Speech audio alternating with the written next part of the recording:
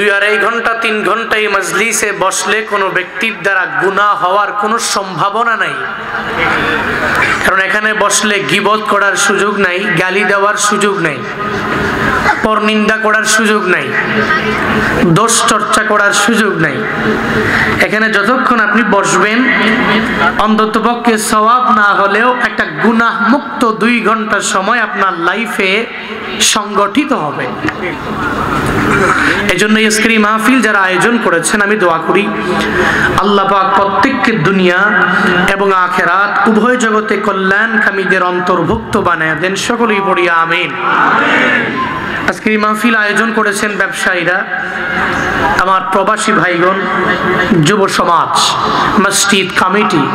আল্লাহ পাক প্রত্যেককে উভয় জাহানে কল্যাণকামী বানিয়ে দেন। সকলেই পড়ি আমিন।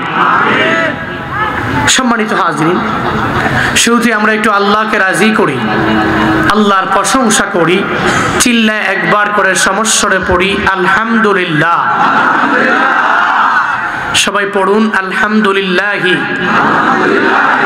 হামদান কাসীরা তাইয়িবান মুবারাকান ফি ইয়া রাব্বি লাকাল হামদু কামা ইয়ানবাগি লিজালালি ওয়াজহিকা ওয়া আযীমি সুলতানিকা লাকাল হামদু বিল কুরআন লাকাল হামদু বিল ইসলাম লাকাল হামদু বিল ঈমান। আমরা প্রশংসা করলাম কার? আর একটু জোরে বলেন।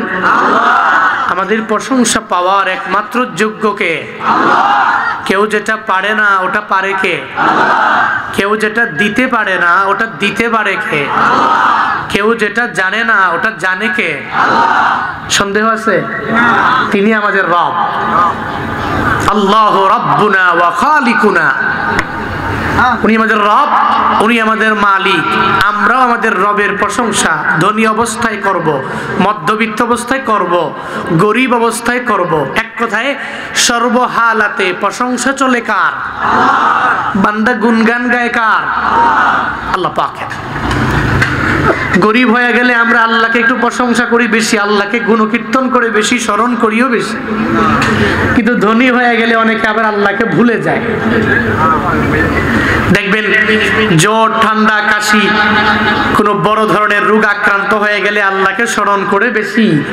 আল্লাহ যদি বান্দাকে ওই রোগ থেকে বাঁচিয়ে দেয়, এরপরে আবার ওই যেই সে আগের মতো। কি আছে না নাই? কিন্তু একটা মুসলিমে কামিল এরকম হতে পারে না। ও ধনী অবস্থায় রবের প্রশংসা করে, মধ্যবিত্ত অবস্থায় রবের প্রশংসা করে, গরিব অবস্থায় রবের প্রশংসা করে। ও জানে সর্বহালাতে আল্লাহ পাক হচ্ছে আমার রব, আমার খালিক, আমার মালিক, আমার পালনকর্তা, আমার সৃষ্টিকর্তা। তিনিই তো আমার সব। তিনি আমারে গরিব বানান, তিনি আমারে মধ্যবিত্ত বানান, তিনি আমাকে ধনী বানান, তিনি আমাকে শোহরত দেন, তিনি আমাকে দেন না, তিনি আমাকে সমস্ত তৌফিক দেন, তিনিই দেন না। একটা মুসলিমে কামেল এই চিন্তা নিয়ে ঘুরে। আর এই চিন্তা নিয়ে যারা ঘুরে ওরা কশ্চিনকালেও কোনো বিপদে পড়ে, ডিপ্রেশনে পড়ে সুইসাইড করার সিদ্ধান্ত নিতে পারে। যারা দাঁড়িয়ে আছেন, রাস্তায় দাঁড়িয়ে আছেন, একটু বসলে একটু সুন্দর হবে, একটু বসলে দেখতেও সুন্দর লাগবে। আমি আপনাদেরকে গভীর রাতে অনেক কষ্ট দিব এমনটা নয়। আমি এমনিতেই যা বললাম, যা বুঝলেন, অনেকটা টায়ার্ড আমি। এরপরেও বেশিক্ষণ কথা বলতে পারবো না, যতক্ষণই বলবো একটু গুছিয়ে এরপরে আমরা দোয়া দিয়ে শেষ করব। আপনারা যারা আছেন ধৈর্য সহকারে বসতে পারবেন তো নাকি? নাকি দৌড় দিবেন? কারা কারা মুনাজাত দিয়ে একসাথে বাড়ি যাব? একটু আল্লাহকে দেখাই। আল্লাহ পাক প্রত্যেকের হাতগুলোকে কবুল করেন। সকলেই পড়ি আমিন। সম্মানিত হাজিরিন, পবিত্র কালামুল্লাহ শরীফের একটি আয়াতে কারিমা তিলাওয়াত করেছি। আল্লাহ পাক কোরআনে যেই জায়গার মাঝেই আল্লাহ পাক পিতামাতার খেদমতের ব্যাপারে আনছেন, ওই জায়গায় আল্লাহ পাক নিজের ইবাদতের কথা আগে টেনেছেন। এক কথায় এর দ্বারা সারসংক্ষেপ প্রত্যেকটা ব্যক্তির জন্য শিক্ষা হলো, ইবাদত শুরুতে কার? সবাই বলেন না কার? আল্লাহর ইবাদতের পরে খেদমত কার? খেদমত কার? মা বাবার। ইবাদত কার? আল্লাহর। আনিশকুরলি ওয়ালি ওয়ালিদাইক।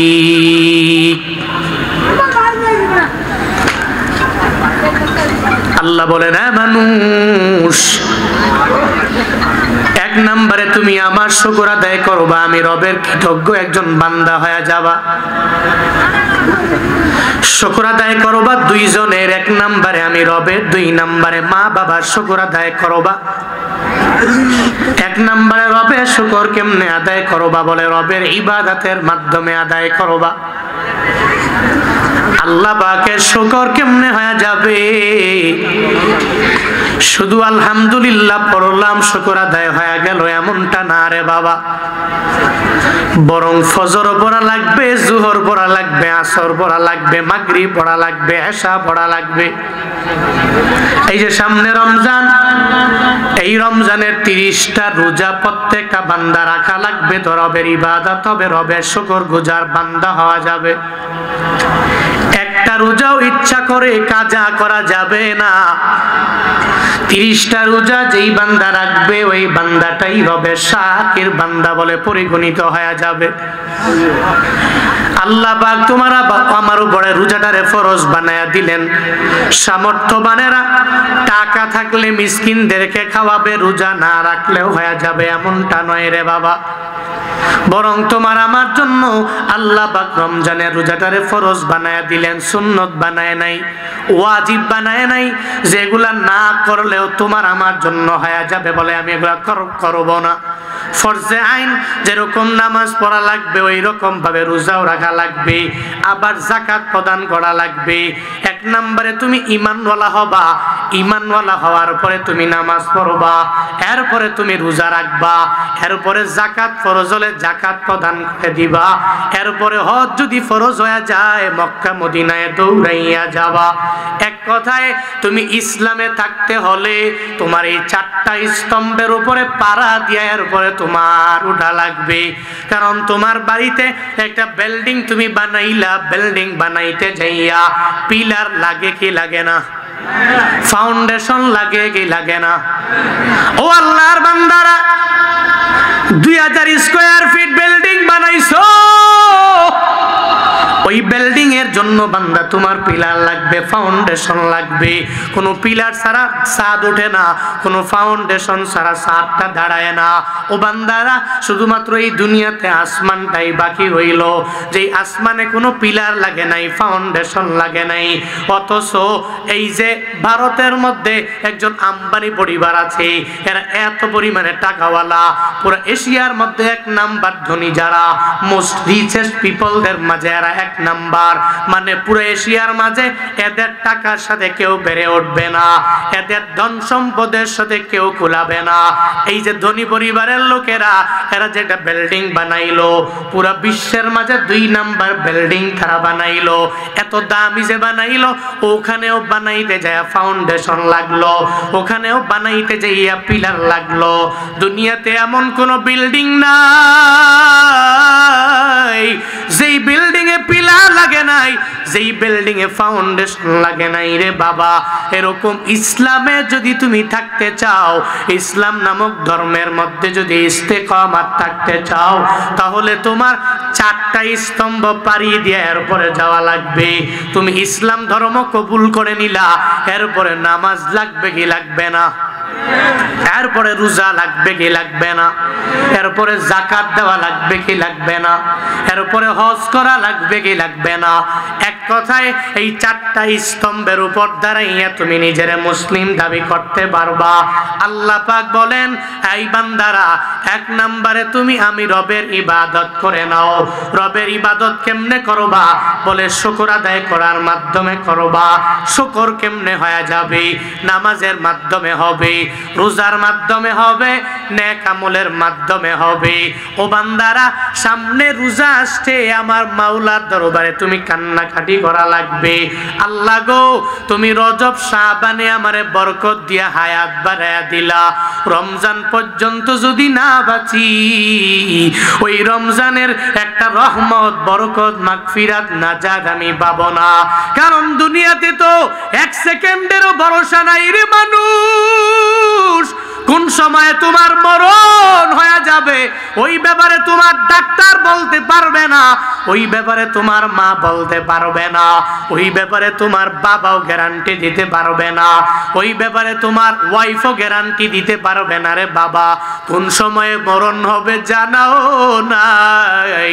তো রমজানের আগে যদি আমার মরণ হয়ে যায়, তো রমজানের রহমত আমি পেলাম না, রমজানের মাগফিরাত আমি পেলাম না, রমজানে রবের দরবারে কান্নাকাটি করে আমি নাজাত পেলাম না।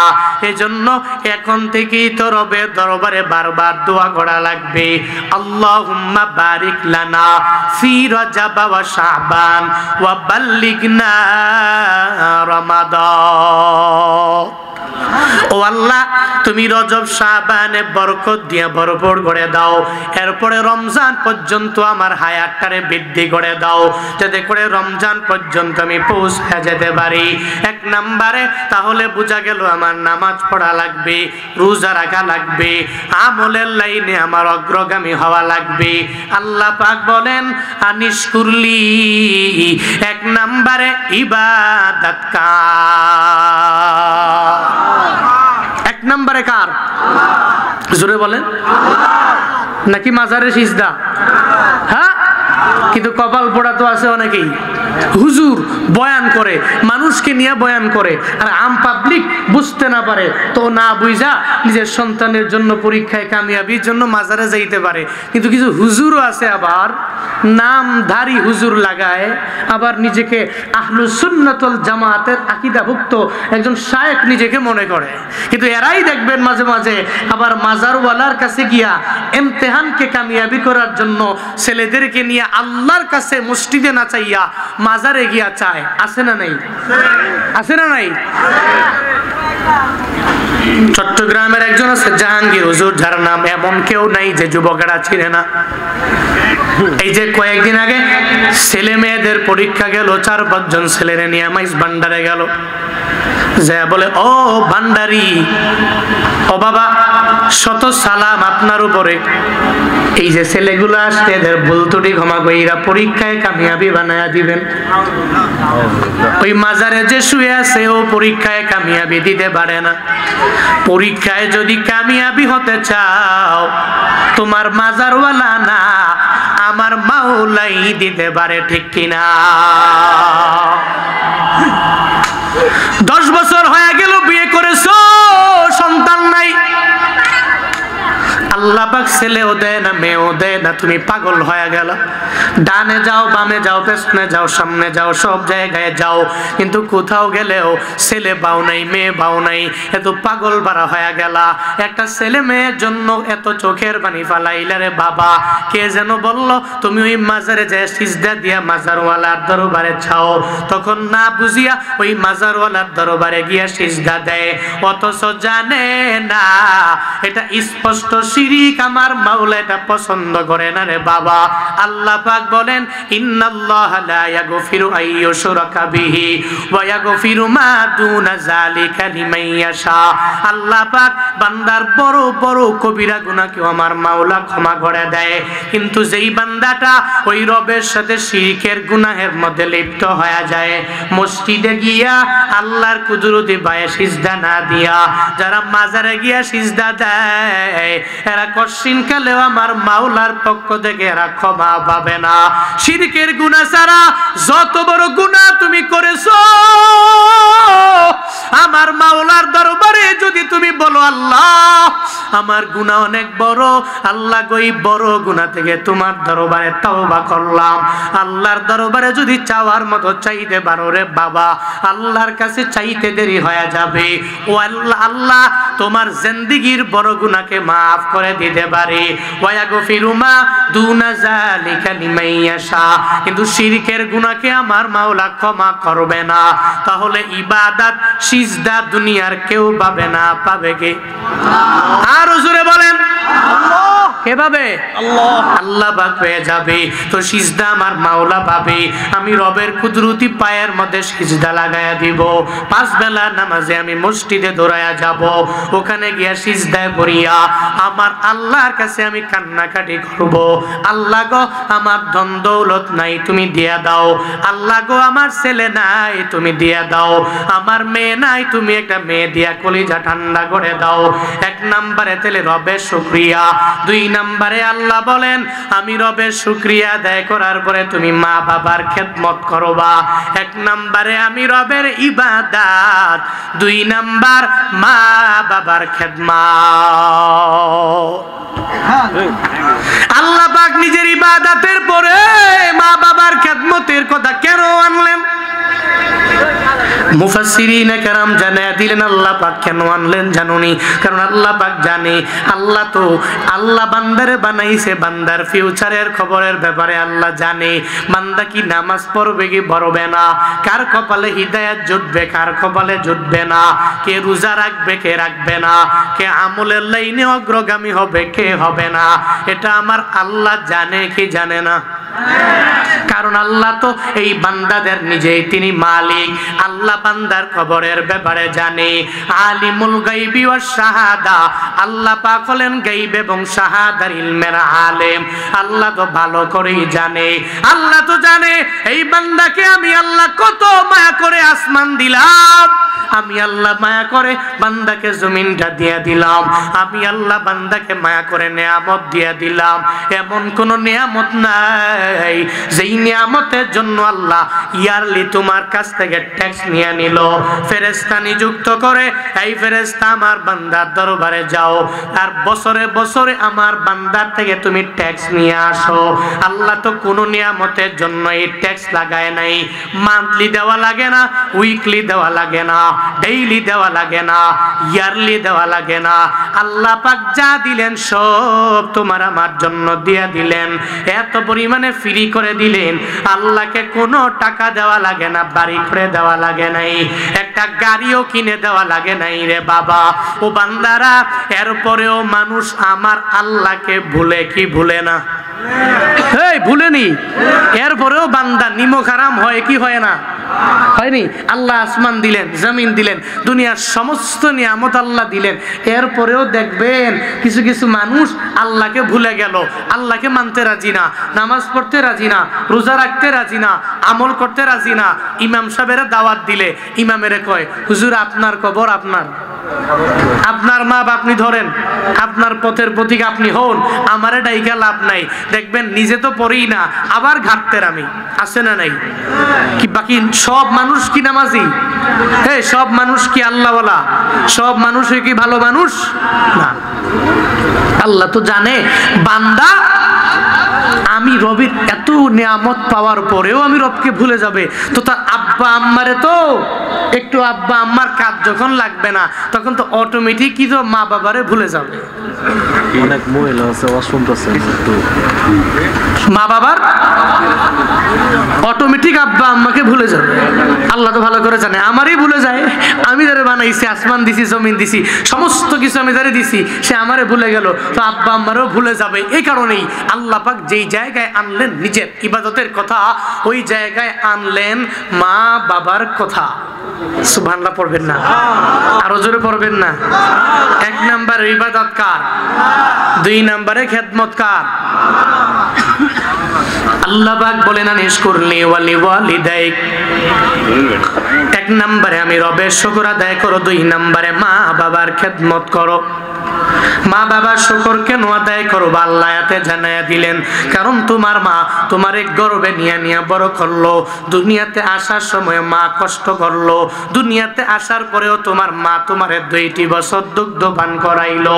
তোমার মা তোমার জন্য যেই পরিমাণ স্যাক্রিফাইস করলো, এই পরিমাণ স্যাক্রিফাইস তোমার বাবাও তোমার জন্য করে নাই, তোমার বউটা তোমার জন্য করে নাই, তোমার সন্তানেরাও তোমার জন্য করতে পারে নাই রে বাবা। বরং মা বাবা যেই পরিমাণ কষ্ট তোমার জন্য করে দুনিয়ার কেউ করে না। আল্লাহ তো জানে এই বান্দা 23 বছর পর্যন্ত মা বাবার আদর নিয়ে চলবে, মা বাবারে মহাব্বত করবে, ভালোবাসবে। হঠাৎ করে ঘরের মধ্যে এমন একটা রমণী চলে আসবে, ওই রমণীটা আসার পরে এরপরে মায়েরে ভালো লাগবে না, এরপরে বাবারেও ভালো লাগবে না, এরপরে বাবার ছায়াও দেখতে মন চাইবে না, মায়ের ছায়াও দেখতে মন চাইবে না। আল্লাহ জানে বলেই বান্দাকে জানাইয়া দিলেন, বান্দারে না না, তুমি মৃত্যু পর্যন্ত তোমার মা বাবার সাথে ভালো আচরণ করবা, কারণ মা তোমারে গর্বে নিয়ে বড় করলো। হামালাতহু উম্মুহু ওয়াহানান আলা ওয়াহানিন। 2 নাম্বার, দুনিয়াতে আসার সময়ও মা তোমার জন্য কষ্ট করলো। কত মায়েরা দুনিয়াতে আসার সময়ে নরমালি ডেলিভারি যেই মায়ের হয়ে যায়, ওই মায়েরা রক্ত তোমার জন্য ঝরাইয়া দিল। কত মায়েরা তুমি দুনিয়াতে চলে আসবা, তোমার দিকে তাকাইয়া নিজেও দুনিয়া থেকে বিদায় নিয়ে চলে গেল। ও বান্দারা, এরপরে ওয়াফিসালুহু ফি আমাইন, আল্লাহ পাক বলেন দুনিয়াতে আসার পরে মা 2টি বছর দুগ্ধপান করাইলো, তো তুই কেন তোর মা বাবার দোয়া নিয়ে চলবি না? বান্দারে, তুই শুনে রাখিও, তোর মা বাবা তোর প্রতি রাজি, আমি আল্লাহ তোর প্রতি রাজি হয়ে যাব। তোর মা বাবা তোর প্রতি রাজি না, তুই বাইতুল মুকাররমের খতিব বলেও, বাইতুল্লাহর ইমাম হলেও আমি আল্লাহ তোর প্রতি রাজি না। মা বাবা তোর প্রতি রাজি মানে আমি আল্লাহ তোর প্রতি রাজি হয়ে গেছি। মা বাবা রাজি না তো আমি মাওলা তোর প্রতি রাজি হব না। ওই গাজীপুরের মুসলমানেরা আজকের এই ময়দান থেকে তালিম নিয়ে বাড়ি যায়, মাঝে মাঝে তো নিজের বউয়ের কথা মানিয়া তুমি মায়েরে ধমক দাও, বাবারে ধমক দাও। হ্যাঁ, মা বাবা যদি বৃদ্ধ হয়ে যাওয়ার পরে নাও বুঝতে পারে, তুমি ধমক দিতে পারো না। মনে রাখবা, যেদিন দুনিয়া থেকে বিদায় নিয়ে চলে যাবে, ওদিন তুমি মাকবারার পাশে গিয়া দাঁড়াইয়া শুধু চোখের পানি ফালাইয়াই কান্না করতে পারবা, এছাড়া আর কোনো তোমার কোনো পুঁজি থাকবে না রে বাবা। এজন্য প্রায় জায়গায় গেলে মা বাবার কদর বুঝাইতে যাই আমি একটা ঘটনা বলি। আমার লাইফের সাথে ঘটা এমন একটা ঘটনা, গত বছরে আমার প্রোগ্রাম ছিল কুড়িগ্রাম জেলা, কুড়িগ্রামের নাগেশ্বরী উপজেলায় মাদ্রাসার বয়ান। ওই বয়ানে যাওয়ার পরে দ্বিতীয় বক্তার বয়ান শেষ হয়ে গেল, তৃতীয় বক্তার বয়ান শেষ হয়ে গেল। এখন আমার পালা, আমি যখন বয়ানের জন্য ময়দানে আসলাম আর মঞ্চের মধ্যে চেয়ারের মধ্যে বসে রইলাম, মাদ্রাসার ব্যাপারে সভাপতি সাহেব মাইকটা হাতের মধ্যে লইয়া ওই মাদ্রাসার ব্যাপারে বিভিন্ন বয়ান দিতে লাগলেন যে মাদ্রাসার এটা খরচ হয়ে গেল। আমি মাদ্রাসার মধ্যে এত বছর ধরে আমি লাগিয়া রইলাম, বিভিন্ন ব্যাপারে বক্তব্য দেওয়ার পরে যখন আমাকে সম্বোধন করলো, হুজুর আমার আপনার বয়ান আমি ইউটিউবে শুনি, আপনাকে মহাব্বত করে আমার কুড়িগ্রাম জেলার মধ্যে নিয়ে আসলাম। হুজুর রে, একটু পরে 7 জনের মাথার মধ্যে আপনি পাগড়ি ঘুরাবেন, এর মাঝে আমার একটা ছেলে আছে, যেই ছেলে মা সারা দুনিয়াতে হাফেজ হয়ে গেল, তার মনটা ভালো না, একটু তার জন্য মন খুলে রবের দরবারে দোয়া করবেন, তার মাথায় হাত বুলাইয়া একটু তার জন্য দোয়া করে দিবেন, যাতে আমার মাওলা তার জামানার শ্রেষ্ঠ একজন মুফাসসির যাতে আল্লাহ তোর আল্লাহ খাইতো। এরকম জঘন্যতম কিছু অভিসম্পাদ লানত অনেক নারীরা দেয়। আম্মা জানেরা, আমার বোনেরা, এগুলো করা যাবে না। মনে রাখবেন, আপনার ছেলেকে আপনি মহাব্বত করেন, আপনার মেয়েকে আপনি মহাব্বত করেন, এর আপনি ভালোবাসেন, এর স্নেহ করেন, এর মায়া করেন। আপনারা তো মায়ের ছেলেকে আপনি অভিসম্পাদ করলেন, মনে রাখবেন মায়ের দোয়া কিন্তু রবের দরবারে চলে যায়, বদদোয়া করলেও চলে যাবে, দোয়া করলেও চলে যাবে। আমার আম্মা জানেরা যারা আজকে বয়ান শুনতে আসছেন, আজকে দেখি নিয়ত করেন, যতই দুষ্ট হোক ছেলে মেয়ে, কোশ্চিন খেলেও কোনো লানত দেওয়া যাবে না। আল্লাহ আমার মা বোনদেরকে আমল করার তৌফিক দান করেন। আর জোরে পড়েন আমিন। নবীজি মেরাজে যাওয়ার পরে দেখছেন অধিকাংশ নারীরা জাহান্নামী। কেন? নবীজি বলেছেন 2টা কাজ এরা বেশি করে। কয়টা? কয়টা? জোরে বলেন কয়টা? 1 নাম্বার অতাকসুরনাল লানা, 1 নম্বরে এরা অধিকাংশ পরিমাণে লানত দেয়। অভিসম্পাদ দেয়।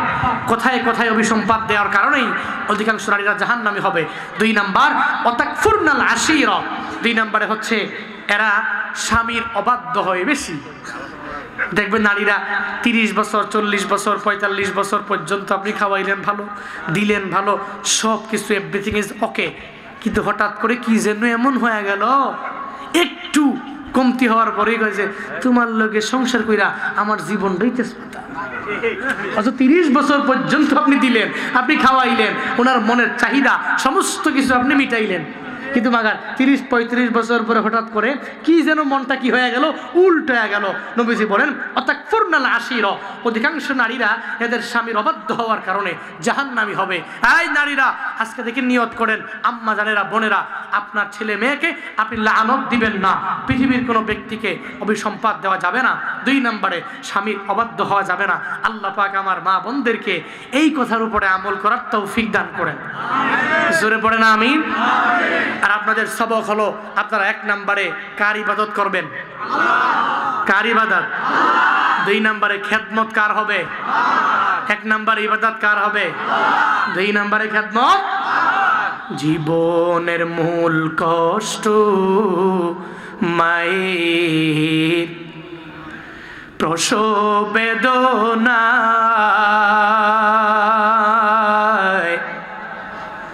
সাত আসমান সাত জমিন তখন মায়েরই মাথায়। জীবনের মূল কষ্ট মায়ের প্রসব বেদনা, সাত আসমান সাত জমিন তখন মায়েরই মাথায়। এমন মাকে কেমনে আজি, এমন মাকে কেমনে আজি যাব আমি ভুলিয়া। ও আমার প্রাণের মা, মা গো মা, কোথায় গেলে মোরে ছাড়িয়া। জনম দুঃখী এতিম আমি, চায় না কেহ ফিরিয়া। জনম দুঃখী এতিম আমি, চায় না কেহ ফিরিয়া। আমি যখন ছিলাম আমার মায়ের উদরে,